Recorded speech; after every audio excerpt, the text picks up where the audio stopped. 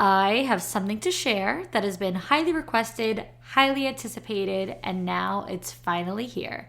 The workbook for the girls who desire more. I created a 90-page digital workbook that includes journal prompts, powerful worksheets, thought provoking questions, personal development activities, and so much more that'll have you digging deeper than ever before. And it's available right now for only $29. That's right. This workbook is a $299 value, and it's all yours for only $29 at victoriaalario.com or at the link in the show notes. So grab your dream workbook, get to work, and become your dream girl now at victoriaalario.com. You're listening to a For the Girls podcast Flashback Friday episode. Every Friday, I reshare an older episode for new listeners who haven't heard it, or as a refresher for OG listeners who might need to hear it again as a reminder. Enjoy, and I'll see you with a new episode on Monday. Settling is not an option for me. Everything I desire is already mine. What if you can have it all? Because every day is for the girls. Hello. Welcome back to another episode of For the Girls. I'm your host, Victoria Alario. And today we're talking about acne and gut health. We have an amazing guest, Maria Marlow. Maria is a celebrity nutritionist who specializes in acne and the gut-skin connection. Her entire brand is Glow by Marlow, and she's the creator of Glow Biome Probiotics and the Clear Skin Plan, which is a 90-day program to help you improve your diet and lifestyle habits and clear your skin naturally. She gives such amazing insight in this episode and so much detailed information that you girls are going to be so glad that you heard here. This is a value-packed interview that I know could help you girls on your wellness journey, so let's get right into it. Okay, everyone, welcome Maria to For the Girls. I'm so excited to have this chat. This is very different than most of our episodes. Maria, introduce yourself to the girls. Sure. Well, first of all, thank you for having me. My name is Maria Marlow. I am a nutritionist specializing in acne. And I love talking all things food, nutrition, gut skin connection. So I'm excited to chat with you today.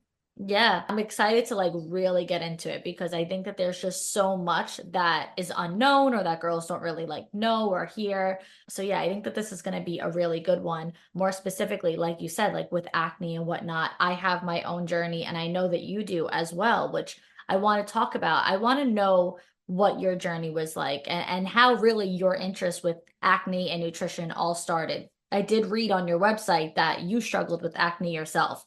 So how did you take that personal experience and then essentially turn it into your whole career?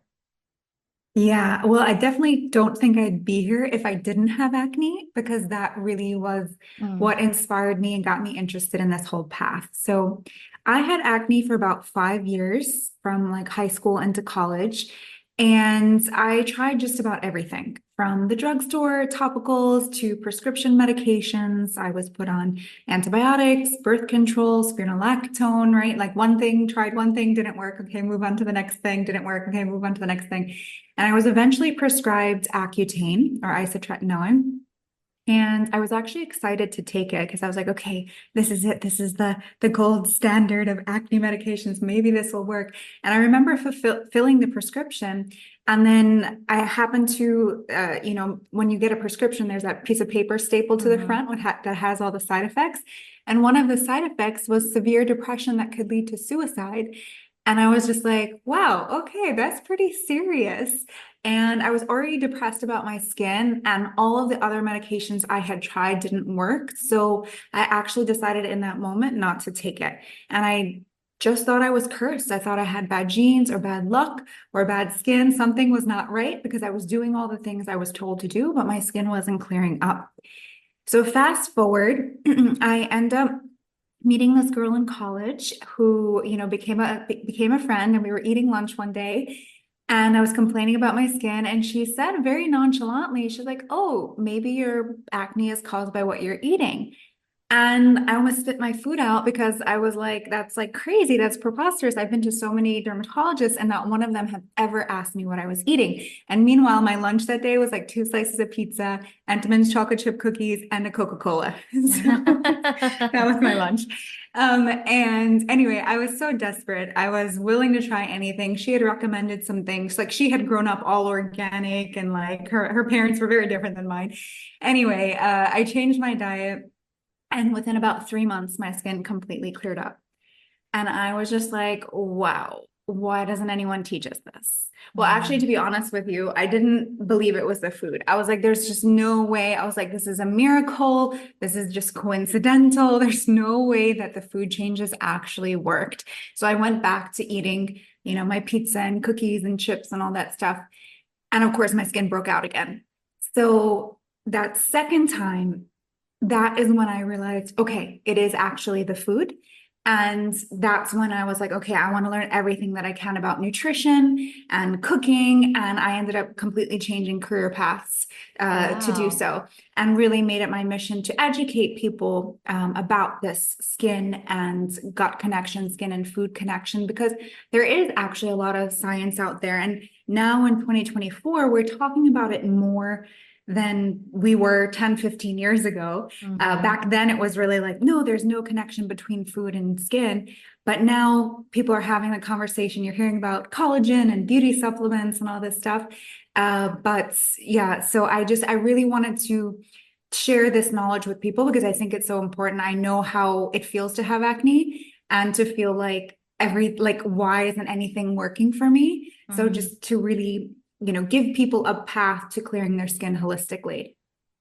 It is, first of all, you already hit the nail on the head from the beginning when you said like you were already depressed about your acne. Like it is really hard on especially young girls. I'm sure men as well, but I know young girls who already kind of struggle with insecurity and the comparison game and all that. And then when you are in college, and I very much always struggled with acne. I have very acne prone skin. I only started really healing my skin about 2 years ago, I would say. Prior to now, like I have no makeup on right now. Prior to now, my skin would be like covered in pimples right now. And when you're especially in college, I at that same time I also had acne and whatnot. A lot of the girls have such youthful, like baby skin, just that soft skin, and you're looking around at all the girls and you're like, what am I doing wrong? Like how do these girls sleep in their makeup on a Friday night and they still wake up with this like porcelain skin? So to begin with, it is depressing. Like it's very hard on young girls' mental health. And so similar to you, I never actually ended up being prescribed Accutane. I never actually like got the bottle in my hands, but 4 separate times I began the process like doing the blood work, going on the birth control, taking the pregnancy test, like all the like the steps that you have to do beforehand. I did that 4 different times because every single time I backed away and I was like, I don't know, I just feel like there's got to be another way. And luckily there was, but then you give up hope and I'm like, let me just try it, let me just try it. And now today I'm like, I'm so glad that I never went on that. But you did mention the spironolactone, which I did go on, and I recently came off of it like a few months ago. I stopped using it because I felt like, let me just see like if I'm not going to need it. And it just goes to show that I don't, because my skin did not like, I didn't start to flare up and break out after I got off of it. But I am curious before we go on to our other questions about, is that one like how bad is spironolactone for you? I feel like a lot of people are starting to go on that rather than Accutane because it's like a less severe medication. But is it like tell me a little bit more about it. Well, spironolactone is not like primarily an acne medication, the way that, say, Accutane is, Right. prescribed specifically for acne. So with any drug, there are side effects and there's varying side effects. So they don't seem to be as serious as, say, Accutane, because Accutane has a whole list of very Mhm. serious side effects from, you know, starting with the benign, like just dry skin, dry lips, dry eyes, like going to severe gut and liver damage, going to Mm-hmm. that, suicidal ideation. So I would say Accutane does have much more harsh side effects. It doesn't mean everyone is going to get them. I definitely know plenty of people who've been on Accutane and their skin is clear and they're really happy that they did it, and everything's all good. But Mm-hmm. I do also know other people who went on it and had to go on multiple rounds of it, and their skin didn't ultimately clear, or it cleared for a period of time and kept coming back. I know people who have repercussions, do have like that gut damage, do have the liver damage, do have different issues. So I had one friend who did have the suicidal thoughts, and her friend had to or her cousin rather, had to talk her off of doing something, jumping off Mm-hmm. of her balcony, which is really scary. And Mm-hmm. you hear these stories in the news every once in a while about something like that happening. And I just feel that, you know, especially like for teenagers, I just think there's a better way. I don't think it's worth the risk, even if it's, one in a million, one in a billion, whatever it is, it doesn't matter, because if it's you or your daughter or your friend or your cousin, that's all that matters. So Mm-hmm. I would say, yeah, spironolactone definitely has less risk, but it still has its own host of risks, as does any medication. Yeah, yeah. Now you have Glow by Marlow. This is your brand. This is your business. Isn't it funny though how you mentioned like just you had a friend in college that kind of like inspired essentially like you to launch this thing? Like, are you guys still friends? Does she like know and follow your whole No, journey? I don't talk to, No. I don't know. It's so crazy because at the point, right, I didn't obviously know what was going to transpire all these years down Right. the line. And it didn't happen like right away. You know what I mean? Like first I had to like make the changes and then Yeah, do yeah, it. And then I'm yeah. like, do I change careers? And I was like, okay, yes. So it took some time, but Yeah. yeah, it is kind of crazy how that like one conversation completely changed the trajectory of my life. Yeah, yeah. So tell us more about that then. So what do you offer in this whole program, really? Yeah, so with Glow by Marlow, that's the kind of the name of my website and my some of my social media, like my TikTok.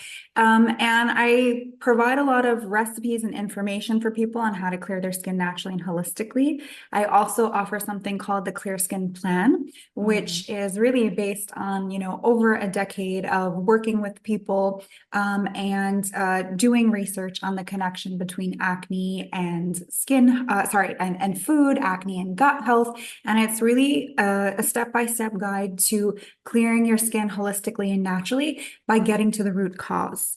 So what I've found in my research is that there's really six primary root causes of acne: nutrient deficiencies, gut dysbiosis, a pro-inflammatory diet, stress, hormonal imbalances, and overly harsh skincare. And five out of those, everything except the skincare, is influenced by our diet. Even if you have a hormonal imbalance or hormonal acne, it's not just the hormones, it's also heavily influenced by your diet, your gut health, your lifestyle, your stress. So I really feel that diet and lifestyle is the best way, and actually surprisingly the fastest way to clear your skin, because when you get to the root of the issue, that's when you can, finally solve the problem. Yeah, yeah. So I want you to break this down then into like the easiest terms for listeners to understand what the actual connection is between the gut, brain, skin. How how do these three actually connect and why does that all really like make this sort of difference on the surface? Like this is internal stuff. So how does it actually turn into seeing it? Yeah, so the gut, the brain, and the skin, these three organs are intricately connected. So they're always in communication, and it's a two-way communication. So what's happening in one of these organs is affecting the other organs. And it was about or almost 100 years ago that there were two dermatologists, John H. Stokes and Donald M. Pillsbury, who were doing research on acne and the connection between stress and acne and the gut and acne. And they sort of laid the framework for what we now call the gut brain skin axis, or the gut brain skin connection. And what they noticed was that their acne patients tended to be more stressed and anxious than some of their other patients. And they hypothesized that maybe there was something going on there, that the stress was somehow affecting their skin. So they did some studies, and what they came up with, or their hypothesis, was that stressful thoughts such as fear, anger, worry, doubt, any of that kind of stuff, sadness, depression, that it would actually create changes in the gut, and those changes would create inflammation that would show up on the skin. And they were actually some of the first to start experimenting with using probiotics as a way to clear the skin. Now, back then, they weren't called probiotics, but they were using lacto-fermented foods, like with L-acidophilus, to see if that could improve, their patients' outcomes. And they did find, I think it was like 80% of the patients had improvement after adding these foods into their diet. They also noticed that their acne patients tended to be constipated, which the probiotics can help with, but also eating a fiber-rich diet that can help with as well. So, yes, so basically what we know now in the decades since, more and more studies have kind of elucidated on this original hypothesis that they had. And we have seen that, yes, stress can actually trigger breakouts. There have been a few different studies that looked at like students before an exam, or a group of people before a stressful situation, and they found that they indeed, their skin broke out more when they were under stress than when they weren't. And part of it is that gut skin connection, with the stress disrupting the gut, creating the inflammation and ending up on the skin.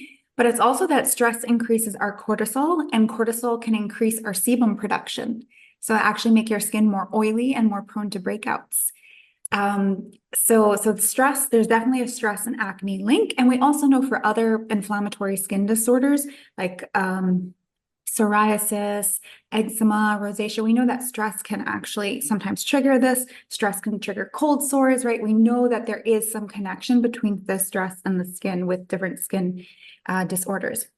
Now, with the gut section, so yes, stressful thoughts can disrupt your gut and actually wipe out some of the good bacteria that have anti-inflammatory properties, but also certain foods can have that same effect. And if we're eating a high sugar, very processed diet, if we're not eating enough fiber, all of these things can contribute to gut dysbiosis.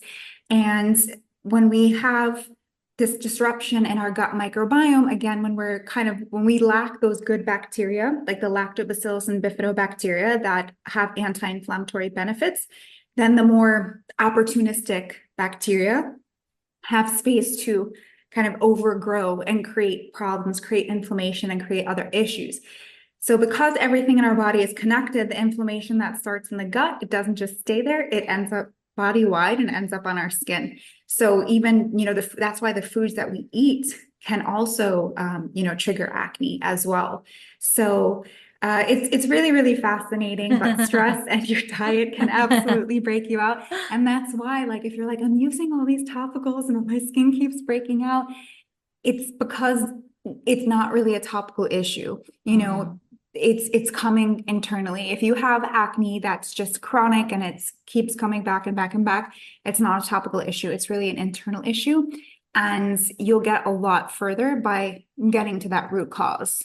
Yeah. I mean, it does make perfect sense. I was prescribed so many different topicals. I really essentially stopped seeing dermatologists altogether a long time ago. But when you're younger, you're not as educated. You don't even know what's really out there as far as estheticians or, nutritionists, like just anybody who really works on the skin more holistically as opposed to like a doctor just wanted to slap on something so you could stop coming back and asking the same question. I don't know exactly what it is, but at least I know that like they didn't really go as far to look in any other way. For me, at least in my experience, it was just like, oh, this looks like this looks like that. So let's put you on.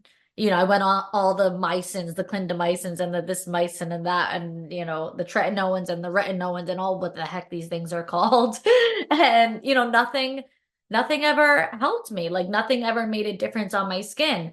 Um, One thing that I started to do actually a while back, which I think it was a smart thing, at least for me, was I did like an allergy test, like a stool sample and all that. And I did that, and that was cool. Like that was helpful. So I actually did start to see differences from the food. But what I will say is like when you're in that like rat race of like trying to figure out what's wrong, the stress that comes from just every single day looking in the mirror and observing the skin to see like, is it better? Is it worse? Am I more inflamed? Is it flat? Like I think that was making it even so much more worse because I was so hyper fixated on my skin that I feel like that's all I was thinking about. And then what happens after that? Then you're touching it, then you're making it more inflamed. Like when everything is so fixated on healing your skin, I think that that makes things just that much more worse because of the fact that you're having all of this unnecessary stress, which then thing leads to another, exactly like you just said. Yeah, it's kind of like an unfortunate little hamster wheel because Yeah. we get the acne and then we're stressed about the acne and then the stress creates more acne. But Yeah. I like to have like I call it like my emergency breakout plan. So there's a few Mm, things that could help in these situations. So one is adding some flaxseed to your diet. So whenever we break out, typically, the first thing you think of is, okay, what can I put on my skin, right? But I encourage people to start experimenting with what you put in your body and see mm, what has better results. So with flaxseed, this was honestly like my skin superfood savior when I had really bad acne because it's really high in omega-3, plant-based omega-3s, which have anti-inflammatory properties. And if you think about what acne is, it's inflammation of the skin, right? It's a red raised bump. And so the omega-3 from the flaxseed is going to help to bring down some of that redness, bring down that inflammation. It's also a good source of fiber, and fiber is really helpful for elimination. So I kind of mentioned before, those two dermatologists, they saw this link between constipation and acne. And now, again, in the decades since, there are a number of studies that have linked a like a disrupted gut microbiome with acne, and acne patients tend to lack the lactobacillus and bifidobacteria strains, which tend to keep you more regular. And so it is really important if you have acne, like just in general, make sure you're going every day, maybe twice a day. That's kind of ideal. That's the goal to go for. It should be easy to go, well formed. Like that is the goal. And if you work on getting there through your diet, like you'll definitely notice a big change in your skin. So anyway, I went off tangent, but flaxseed. So that's part of the emergency breakout plan. Add about a tablespoon of ground flaxseed to whatever you're eating that day. You could put it in a smoothie. You could put it on top of a salad. You can put it on top of whatever you're eating. It just adds this nice, like little nutty flavor. Another thing you can do just in general is I would avoid the sugar that day, the sugar, the refined carbs, and go for anti-inflammatory foods like berries, dark leafy greens, wild salmon, add turmeric to whatever you're cooking, maybe make a ginger tea, right? There's so many delicious anti-inflammatory foods that are really, really powerful for, again, for reducing that inflammation from inside. So I actually have this 3-day clear skin starter kit on my site, which is totally free, but it's got 3 days of recipes that will help you see the difference of how food can actually change your skin in just 3 days. So it's not going to completely clear your face and you're not going to be free of acne in 3 days, but you will see a difference. You'll see a reduction mm. in redness, a reduction in bumps, a reduction in breakouts. And I think, yeah, doing that experiment and kind of like taking a photo beforehand and then afterhand for you to see that, firsthand, I think that also is very inspiring and encouraging to kind of keep going with it and keep, experimenting with food. Yeah, yeah. Oh my gosh, there's nothing like finally seeing the change. There's nothing like finally seeing the difference. The one thing that is like sticking out to me about how you mentioned the flaxseed is, am I going crazy or are people doing this in a mask on their face these Yes, it's days? a viral Okay, I'm face like, that's mask. happening, right? So I tried this. I actually tried it the other day. I don't know if it's Botox. They're saying like, oh, this flaxseed mask is Botox, but like I didn't see any any results. I only did it once, but I didn't see any results in terms of like fine lines or anything like that. But it definitely makes your skin softer and more hydrated because all those essential fatty acids. I feel like it exfoliates kind of nicely, like gently. So people are using it on their face, but it's also really beneficial to eat it. Okay, because as you said it, I'm like, wait, I feel like I just like heard of this. Okay, so flax seeds. All right, good. Between that, there's been so many different things that have gone viral that may be a little bit of like a placebo effect. Like, I don't know if people are actually seeing the results that they're talking about or if they're just convincing themselves. I feel like there's a lot of myths out there. What are some of like the main myths, or are there any myths that really stand out to you that you feel like you've busted that you have discovered to not be accurate? Yeah, well, I would say the biggest myth about acne is that it's caused by bacteria. It's not, it's caused by inflammation. So the idea that acne or is caused by bacteria dates back to the 1950s. And during that time, that was the prevailing hypothesis based on the research at that time. And that is why antibiotics they started to be prescribed for acne.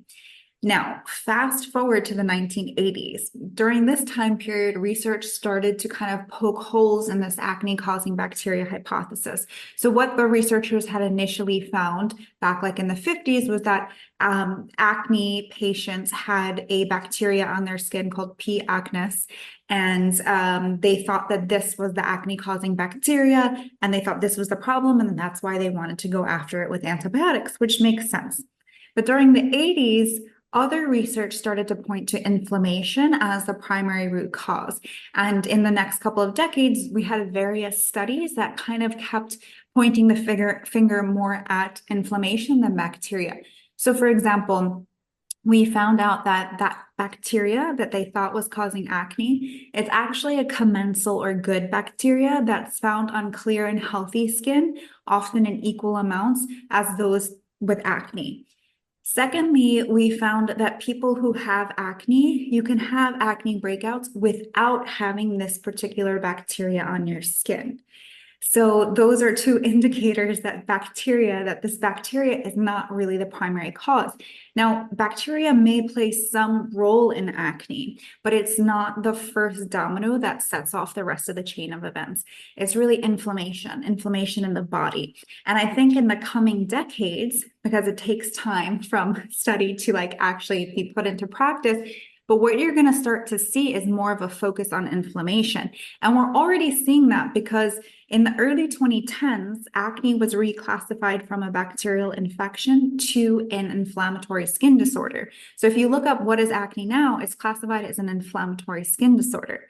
The problem, or like the crazy thing, is that even though we now understand that inflammation is the primary trigger, we're still treating acne as if it's a bacterial infection. We're still prescribing antibiotics. They're the most commonly prescribed drug for acne. And that is really an issue. And so really, I think what's going to start to happen is that, especially because antibiotics, we know that long-term antibiotics are not great. It increases our risk of antibiotic-resistant bacteria, increases the risk of, developing pretty severe infections like a C. difficile infection, which could end you up in the hospital. And so antibiotics serve a role, and they are, absolutely necessary for certain things. But for acne, in my opinion, it's not the right time or place for antibiotics, and there are better solutions that are going to target that inflammation specifically. And I will add that kind of in retrospect, the class of antibiotics that's used for acne, it also has anti-inflammatory properties. So in retrospect, it seems that really the main benefit that people are getting from the antibiotics in terms of it clearing their skin may actually be the anti-inflammatory benefits versus the antibacterial benefits. And that's why when they go off the antibiotics, it often relapses. So anyway, long story short, inflammation is really the cause of acne. And I think in the future, you may see anti-inflammatory drugs being prescribed for acne. And I think it's definitely a move in the right direction. But that said, our diet and our lifestyle are the two most powerful levers we have over the inflammation in our body. They're effective, they only have positive side effects, and they actually work quicker than you'd think. Wow, wow. Yeah, that's why there's so many like de-bloating and anti-inflammatory new like gimmicky things out there when realistically like you could go the holistic, more natural route and just eat anti-inflammatory foods. So what would you say are the best foods for that? What if somebody were to like want to start from scratch, they listen to this episode and they're like, all right, I want to start tomorrow. What should their diet really be made up of? And there's also a second part to this question. Does that change if your acne is like hormonal acne or stress acne? Like, is it all the same thing? Like, is like the inflammation really like the main thing, no matter what your acne is kind of like stemming from? So there are various, like, first of all, many different causes of inflammation. Like it could be a Hmm. nutrient deficiency, it could be eating pro-inflammatory foods, it could be stress, right? So there are these different sources of inflammation. So it's a matter of figuring out what your sources of inflammation Got are you. and then working on those. So for example, vitamin A, this is a deficiency that's common amongst acne patients. And research shows that typically the worse the deficiency of vitamin A, the worse the severity of acne. Now, if you have acne and you have a vitamin A deficiency, as shown through your blood work, then adding vitamin A back into your diet should show improvement. But if you have acne and you don't have a vitamin A deficiency, then adding vitamin A is not going to do anything for you. So, right, you have to Okay. figure out what if is it a different deficiency? Is it something you're eating? Is it something, maybe you have a food sensitivity and that's creating inflammation, or whatever the case is. You do need to figure out what your issue is. I will say there are some general guidelines that I think kind of work across the board, no matter what type of acne you have. But then, yes, there are some specific nuances, like if you have hormonal acne or what kind of hormonal acne, or if you have stress Mm. acne, or whatever the case is, there are some nuances. Did you know that your daily routine could be full of hormone disruptors? It's true. There are more than 1,000 hormone disruptors living rent free in our environment right now. In our food, our water, the air we breathe, the clothes we wear, our skincare, and yes, they all mess with our hormones. But the good news is that we don't have to suffer through any of it anymore, because now we have Hormone Harmony, a formula made with only herbal ingredients that are shown to reduce hormonal symptoms in women of all ages. My mom and I both take it, and we love it for different reasons. I have a regular menstrual cycle, and my mom has already gone through menopause, so our hormones work differently, and we both get what we need from Hormone Harmony. And that's because Happy Mammoth, the company that created Hormone Harmony, is dedicated to making women's lives easier. And that means only using science-backed ingredients that have been proven to work for women. They make no compromise when it comes to quality, and it shows. It's not just a hormone supporting supplement anymore. It became a phenomenon. Women cannot stop talking about it on social media, and a bottle of Hormone Harmony is sold every 24 seconds. For a limited time, you can get 15% off on your entire first order at happymammoth.com. Just use code FORTHEGIRLS at checkout. That's happymammoth.com and use code FORTHEGIRLS for 15% off today. Okay, girls, I got a question for you all to think about. How would life be different if you developed undeniable confidence? Well, you're about to find out, because I know you're sick of settling for the bare minimum. I know you crave more in life. So imagine how different your life would be if you had the tools to stop settling, to start raising your standards, and to start getting everything you want in life.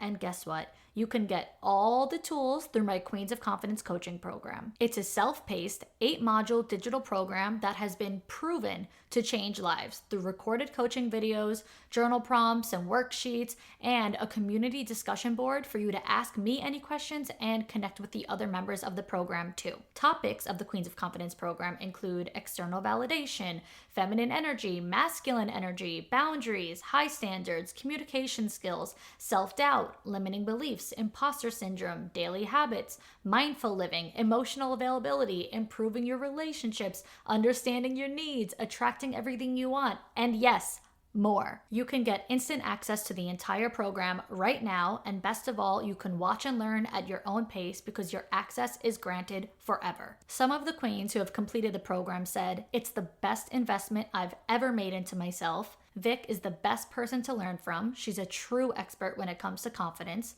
worth every penny. And I've taken a couple of courses where they sound rehearsed or just repeat the same cookie cutter things. Your course is the complete opposite, and your everyday examples really drive your points home." So girls, it's your time. Invest in yourself, you're worth it, and your 2.0 self will thank you for changing your life for the better. Head to victoriaalario.com or click the link in the show notes and get the Queens of Confidence program now. So there are really three key things. Like if you're starting from scratch, this is what I would focus on. Number one, fill half of your plate with vegetables at least 2 meals a day. So your lunch and your dinner, make 50% of your plate veggies. They could be cooked, they could be raw, it doesn't matter. It could be any veggie that you want, just eat the rainbow, just start eating more vegetables, more fiber. Vegetables are like nature's multivitamins, particularly our dark leafy greens like kale, chard, collard green, spinach, broccoli, etc. And also, so I'd say dark leafy greens and orange fruits and vegetables, things like butternut squash, carrots, sweet potatoes. These are particularly beneficial for acne-prone skin because they are rich in nutrients that acne patients are typically lacking, like the vitamin A, which comes from beta carotene. They also contain, various minerals. So it's really important that we're eating our vegetables and we're eating enough vegetables. Most people are not eating enough. So they're missing out on the nutrients and they're also missing out on the fiber. The fiber is what's going to keep you regular, and make sure that you are going every single day, that you're not constipated, because again, constipation is a big issue. And I will say, if you have hormonal acne, so the way that our body gets rid of excess hormones is that they are sent to the liver, where the liver breaks them down, and then they're packaged up in the stool to be excreted. If you're constipated, then if your liver breaks the hormones down and they're sitting in your gut, if you're constipated, those excess hormones can actually get absorbed back into your bloodstream, contributing to imbalance. So that's why I say, even with hormonal acne, your diet does matter, because if you're not eating enough fiber, that can contribute to hormonal imbalance. And studies do show that with hormonal imbalances, adding enough fiber into the diet can actually help bring you back into balance.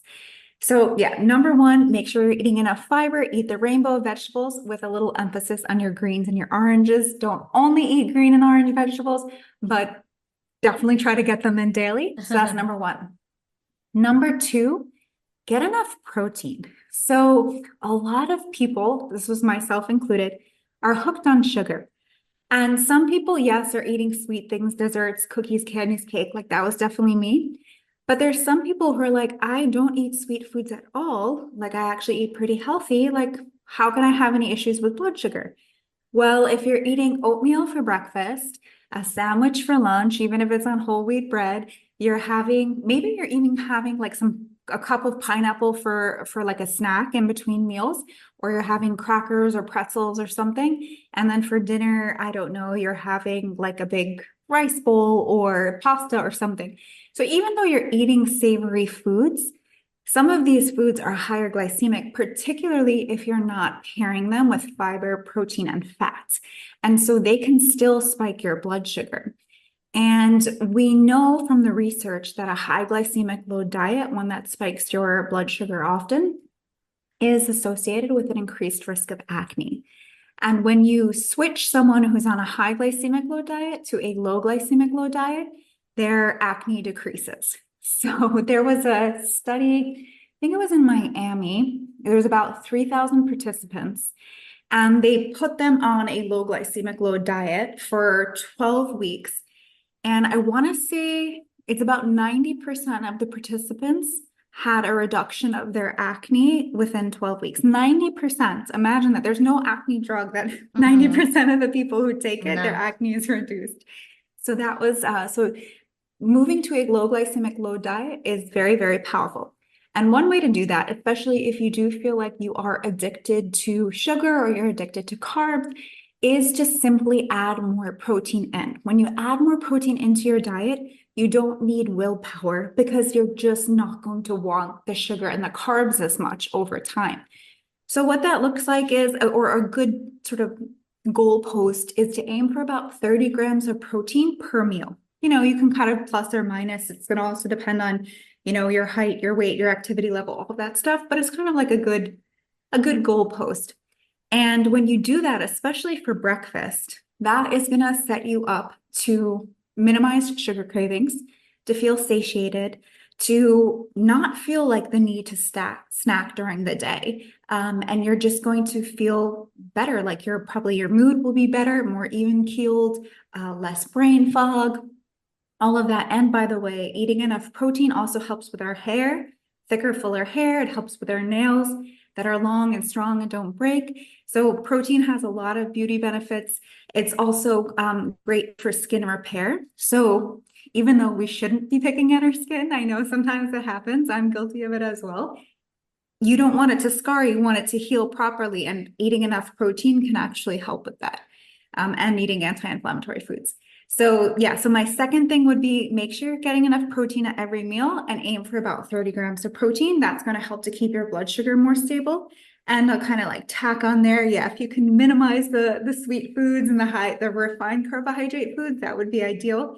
You don't have to, minimize your whole carbohydrates. So your brown rice, your sweet potatoes, your fruit, and things like that. It's just you want to eat them as part of a complete meal with fiber, protein, and fat, and it'll keep your blood sugar stable. That's number 2. And then number 3, I would say, is to support your liver. So for a lot of people, the liver becomes just overburdened because we are living very fast-paced, hectic, high-stress lives with a lot of exposure to different chemicals and environmental pollutants. And, maybe we're drinking alcohol or smoking cigarettes or whatever is going on. We're just constantly bombarding our body with toxins. And so the liver is responsible for breaking down those toxins and helping to excrete them from the body. But if the liver is overburdened because we're exposing ourselves to too many toxins, and on top of that, we're not giving our liver the nutrients that it needs to do its job properly, then it's not going to do its job properly. So especially with hormonal imbalance, I would say look to the liver, and you really want to support the liver. So you can do that with different foods and herbs and teas. Cruciferous vegetables in particular are very helpful for supporting the liver's natural detoxification processes. So cruciferous vegetables include anything that has that like sulfury smell, like Brussels sprouts or broccoli. It also includes things like cauliflower, kale, radishes. There's a whole list you can look up online. There's a whole list of cruciferous veggies, but adding in like a serving or 2 of those a day could also be helpful, particularly if you have hormonal breakouts. But even if, no matter what your breakouts, these foods are very, very healthy. Dandelion tea would also be helpful. Using digestive bitters. I don't know, have you ever used bitters before? So I actually just received, I ordered from Organic Olivia. Yes, you know I knew you were that. going to say that. Yeah. I You've made just ordered digestive it. bitters cool. Yeah, well, you know what? Like I actually never heard of it beforehand. And then I, of course, like a sponsored Instagram ad. This is what always suckers me in. The Skinny Confidential. It was like a clip of her on there. And she called it Nature's Ozempic, which is absolutely just like a play on words. It's not Yeah. Ozempic in a bottle. And don't get excited, girls. I have used Organic Olivia before, like her Parapro, like, the probiotics and like certain things, but I'm not gonna lie, some of her droppers, they taste so nasty. I know that they're good for you, but like I couldn't commit. So a lot of them Yeah. just like went past the expiration date and I just ended up throwing them out. So I did just get the bitters. It literally just came the other day, so I didn't even start it yet. I'm a little nervous for how nasty it's gonna taste, but I am looking forward to trying. Can you explain like to the girls Yes. what those that Yeah, mean? so they do taste nasty. Like I'm not gonna lie, like they do not taste good. And the way that they work is that you need to taste the bitter taste on your tongue, because when you taste that, it tells your body to produce digestive enzymes that are going to help you digest your food better. So they're kind of like I don't know, a necessary evil, I would say. I guess they're not necessary in the sense that you can get your bitters other than a supplement. So another easy hack is have an arugula salad or a chicory salad at the beginning of your meal. Those are bitter herbs. So they're going to have that similar effect of stimulating digestion without that like the bitter sprays or the drops, like they are like pretty nasty. But they Is it definitely. supposed to make you not want to eat? Like, is that what it's kind of supposed to Well, it's like? not I supposed to don't make you know. not want to eat. No, it's not supposed to make you. Maybe that's why Listen, she they was were calling it calling it, yeah, Ozempic. Ozempic, literally. I'm not kidding. They were saying this is nature's Ozempic, and No. my ears perked up. I'm like, hold on, maybe I won't want to eat my 500-gram bowl of rice after this. No, it's supposed to just stimulate your digestion so that you Okay. digest, because when you digest your food better, you also absorb your nutrients better as well. So that could be another, issue. Like this is why with acne, like there's really no one size fits all approach, which I think, for any issue, there's no one size fits all approach.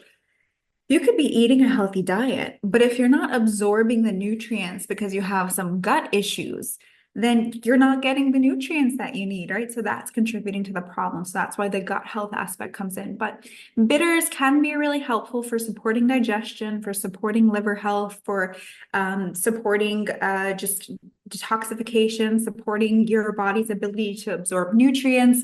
And so for some people, they can be really, really beneficial if you can stomach them. Or like I said, you can just try the arugula salad or chicory salad before meals whenever you can. Yeah. You got me excited. So I'm like, okay, good. I actually started to do that. And I do love an arugula salad. So I want to talk about, so that was all perfect on like what to focus on. I want to talk about the sugar thing again for a second because I want you to break down a little bit more in more simple terms what foods to avoid when it comes to the sugars that you were mentioning because I want to know like what are the real tangible telltale signs? Is it literally looking at the nutrition facts on something and seeing like the sugar percentage, seeing the added sugars? Because that was always a thing for me was like sometimes sugar is in something, but just make sure that where it says added sugars that it says 0%. That was my personal telltale sign, but I don't know if that's right or wrong or what you think people should really be avoiding when it comes to being addicted to sugar, honestly. Yeah, so we do need like sugar, we do need carbohydrates. Our body runs on carbohydrates. So it's not that we want zero carbohydrates or zero sugar, it's that we want to get our carbs and our sugar from whole sources Okay. versus refined sources. So that's why I actually prefer looking at the ingredient list first because that's going to give you like an immediate, of course, looking at the added sugar. So if it says added sugar, then there's added refined sugar. But when you look at the ingredient list, you'll also be able to see there are so many different names for sugar, cane sugar, beet sugar, high fructose corn syrup, this brown rice syrup, that syrup. There's so many different names for sugar. So you'll be able to see in the ingredient list, sometimes there'll be 3 different types of sugar listed. And the higher up it is on the ingredient list, like the closer to the front it is, the higher volume that sugar is or that ingredient is in the particular food. So the easiest, simplest thing is, and it's not that you, again, can never have refined sugar. It's just that you want to minimize it and really prioritize the whole foods. So your refined sugar, refined carbohydrates is going to be essentially anything that has refined sugar, like white sugar or any of the other like sugar syrups or different types of sugar. Or that is made with flour. So any sort of baked goods, those are going to be refined carbohydrates. And the difference between a refined carbohydrate and a whole carbohydrate is that the refined carbohydrates have most of their fiber and their protein and their nutrients removed from them. So you're essentially getting the sugar. And even if it's not sugar, like let's say it's flour, right, which is savory, because it's a powder, because it's so like small, our body digests it more quickly. And because of that, it's going to cause a increase in our blood sugar and then our insulin. It's going to cause an increase much more rapidly and a higher spike than if we were to eat like a whole food. So if we look at like white rice versus brown rice, because brown rice has the outer hull, which has more fiber and protein, it's going to spike your blood sugar less than just white rice. Now, there are a couple hacks which are really important, which I think will help people, because listen, I eat white rice. I do eat refined carbohydrates. It's just that I eat them smartly. So I would never, or you don't typically want to eat refined carbohydrates on their own. So you don't want to have like a snack of white rice. But if you have, a dinner where let's say you have your arugula salad first, so you have your fiber first, and then you have some protein. So let's say you have some, beef, garlic, ginger, stir fry, and then you have some rice. Just eating it in that order where you eat your fiber first, then your protein and fat from the meat, and then the rice, it actually will help to keep your blood sugar more stable because the fiber is going to coat your intestines and help to prevent the absorption of some of the carbohydrates later on. And also, again, the protein and fat, it just helps to keep your blood sugar more stable. So research shows even if you eat the same exact meal, but you eat it in a different order, if you eat the carbs first and then you eat the fiber and then you eat the protein, you'll actually have a higher blood sugar spike. And if anyone's like really interested in kind of hacking their biohacking or, really learning more about their body and experimenting, there are several companies that have continuous glucose monitors that you can order. You slap it on for 2 weeks and you can actually see in real time how different foods are affecting you, and you can do experiments.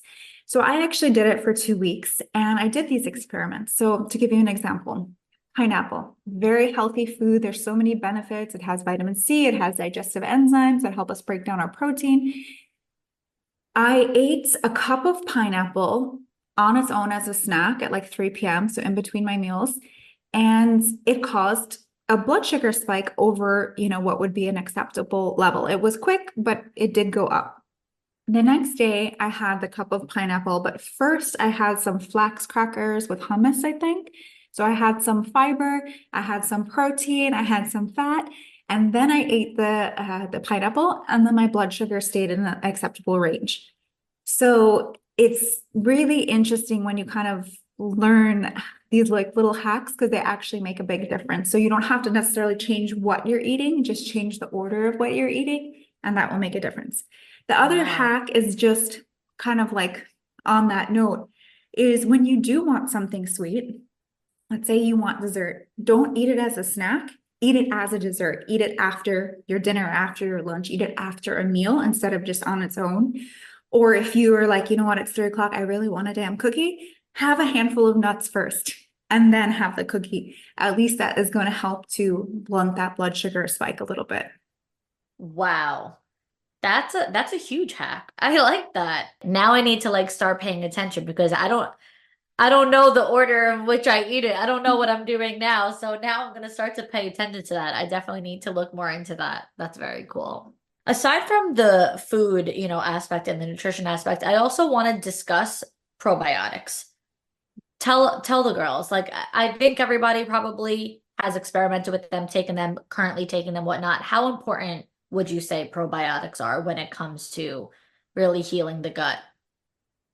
Yeah, I would say they're very important. Also for our skin health, if you're dealing with any inflammatory skin issue like acne, but also psoriasis, rosacea, anything like that, probiotics can make a big difference. So the research shows there are certain strains that can be beneficial. And we also know that with acne patients in particular, they tend to lack the good lactobacillus and bifidobacteria strains. So in particular, the strains that have been shown to be very helpful for acne-prone skin are L. rhamnosus sp1. So this was a double-blind, placebo-controlled trial.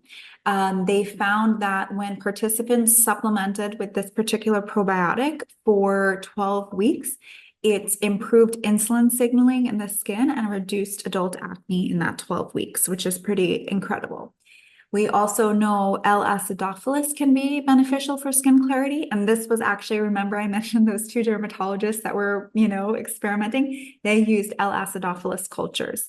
So L-acidophilus can be beneficial for skin clarity. Bifidobacteria strains can also be beneficial because that constipation is or can be an issue with acne in general and hormonal acne. So the bifidobacterium strains are helpful for regularity and helping with constipation. So I would look for those. And you can find probiotics, which are essentially just good bacteria that reside in our gut. We do have different microbiomes, all over our body, in our mouth, on our skin. The vagina has its own microbiome. So these are basically good microbes that really help and support various functions in our body. Now, you can get them from foods, fermented foods like sauerkraut and kimchi, tempeh, miso. There are a number of different foods, fermented foods. Fermented foods are not typically a part of the American diet. Maybe sauerkraut on a hot dog or something when you go to a ball game, but like they're not, most people are not eating them on a regular basis. So I definitely encourage people to eat them on a regular basis. You want about an ounce a day, but I know that not everybody likes them or they're not always available. And it's not always just very convenient to do so. In which case, I also recommend supplementing with probiotics and just choosing a probiotic that has the strains that are going to be beneficial for whatever reason you're taking the probiotics for. So if you're taking it for skin health, then definitely that L. rhamnosus sp1, L. acidophilus, your bifidobacterium strains, those can be helpful. And I mean, I'm so obsessed with probiotics because they really helped me. And I will say, if you were like me and have a very processed food diet, and you've taken antibiotics for a long time, you may find it hard to digest fiber. You may find it really hard to eat broccoli and beans and all those good, healthy foods because you get really gassy and bloated and it's uncomfortable. And so it is really important that if that is the case, that we are receiving the gut with good bacteria that are going to help us to digest these healthy foods better and easier without the gas, without the bloating. So I actually started a probiotic company about a year ago called Kuma. And we created our first product, Glow Biome, which is a probiotic formulated specifically for acne-prone skin. That includes all those probiotics I mentioned, plus more, to really support skin hydration, to support normal sebum production, to reduce breakouts, and then, of course, to reduce bloating and support overall gut and digestive health. So I do think that, probiotics are really, really important because modern life kind of disrupts our gut. Like stress disrupts our gut, sugary foods, refined packaged foods disrupt our gut. Tap water, the chemicals, pesticides in our food, like all of these things are taking a toll on our gut. And so it is really important that we're constantly replenishing our gut with good bacteria.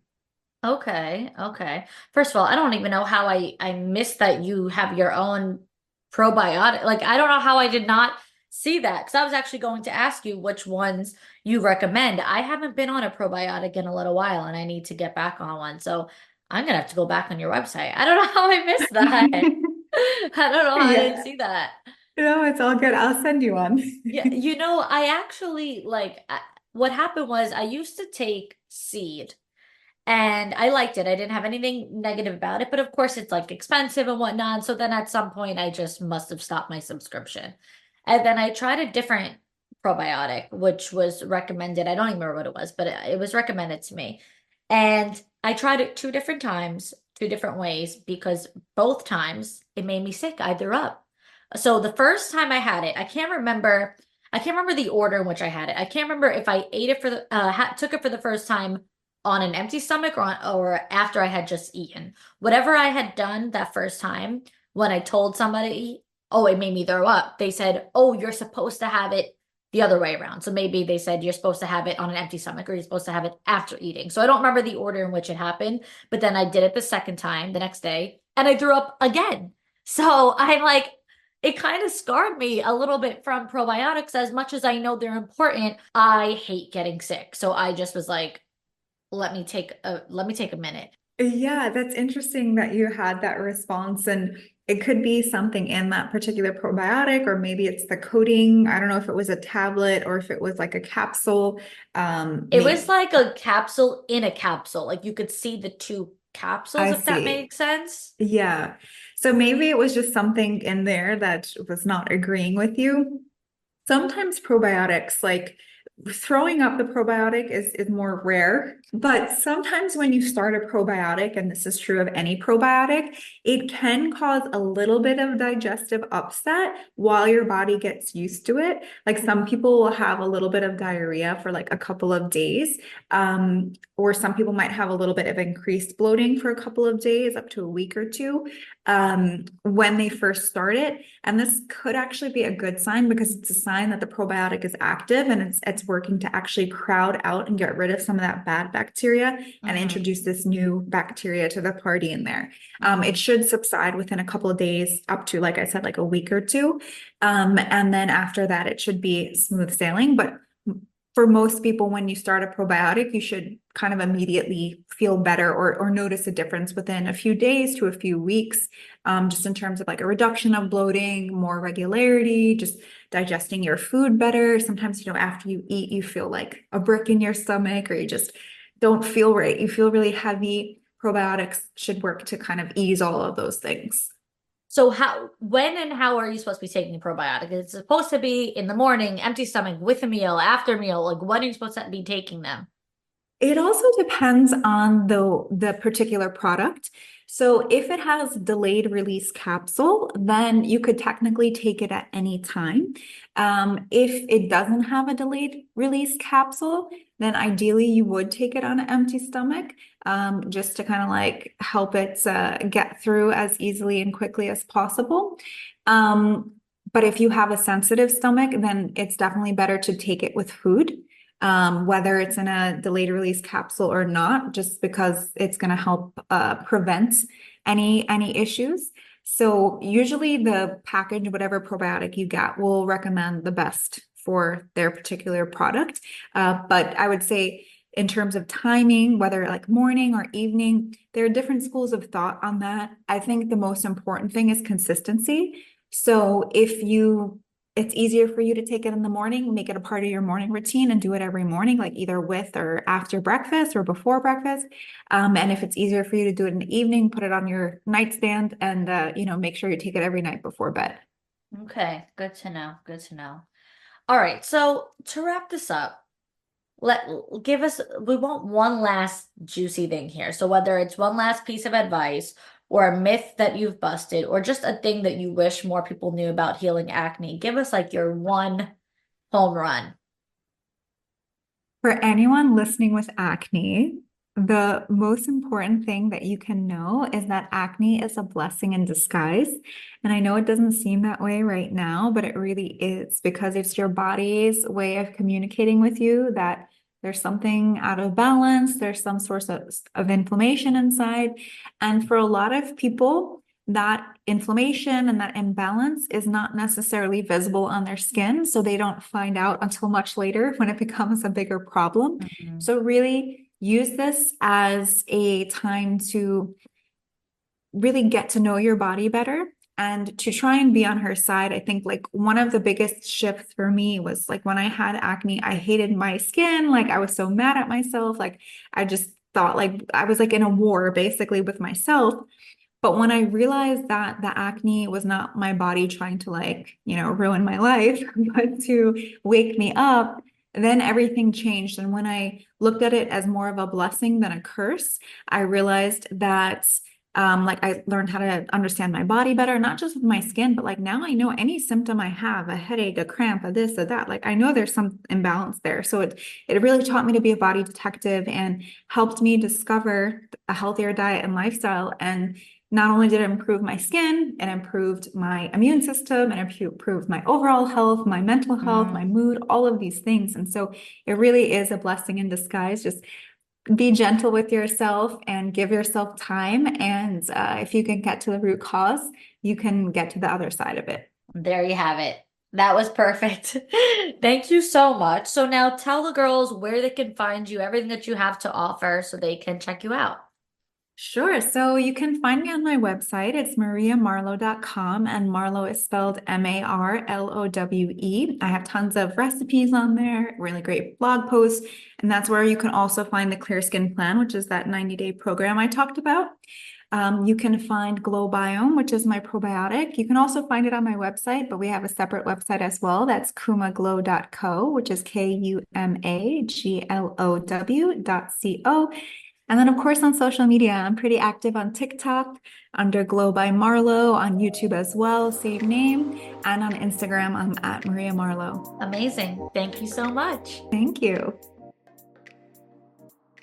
I have something to share that has been highly requested, highly anticipated, and now it's finally here.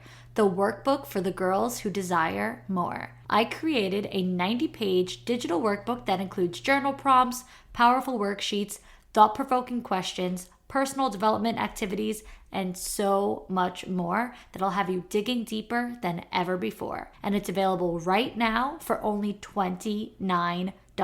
That's right. This workbook is a $299 value, and it's all yours for only $29 at victoriaalario.com or at the link in the show notes. So grab your dream workbook, get to work, and become your dream girl now at victoriaalario.com.